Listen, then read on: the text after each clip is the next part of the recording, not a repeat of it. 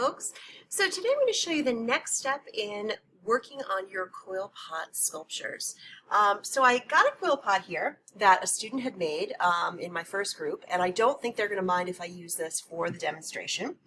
But in your bag of materials, you're going to find some different things. You're going to find a length of waxed string, and you're going to find some beads, as well as some long wooden reed.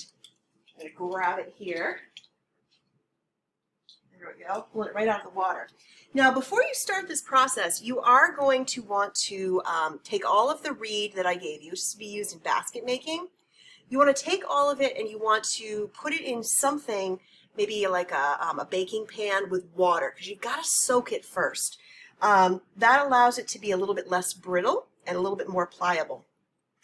And I don't remember if I gave you a clip or not, but if you have a clip, something at home you can use, what you'll do is you'll take the reed and you'll put it through the hole, and then you'll put it together using some kind of clip or clamp, and that just holds it in place.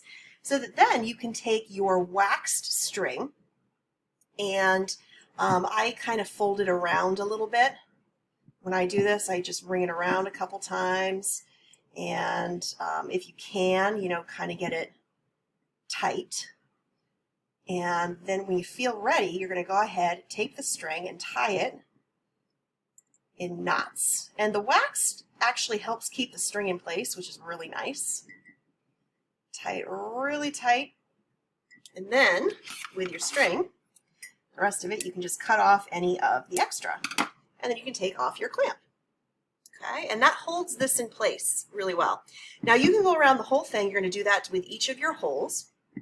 And if you want, you can always snip this down a little bit. And with your beads, I mean, depending on what your thoughts are, you can put beads onto this. Oops, I just lost my red one there. I put a red one because the student has red in his piece. You can put beads on here first if you want, but then the next step is to use yarn, and I've given you some different kinds of yarn. I didn't really know what colors you might like, but once you've got all of these put on, you're going to take your yarn, you decide the length, and you're going to go round and round and round with this, but you're going to weave in and out of the sticks, the reed that you put on, and you're going to get a really cool woven pattern that in the end should start to look a little bit like the example that I had shown you on your paper here. So you're going to weave your colors in and out. You can do different layers of colors. You can add in beads, but just in and out all the way around, and it creates a cool sculpture, which is kind of fun. So I'm really excited to see what you guys do at home.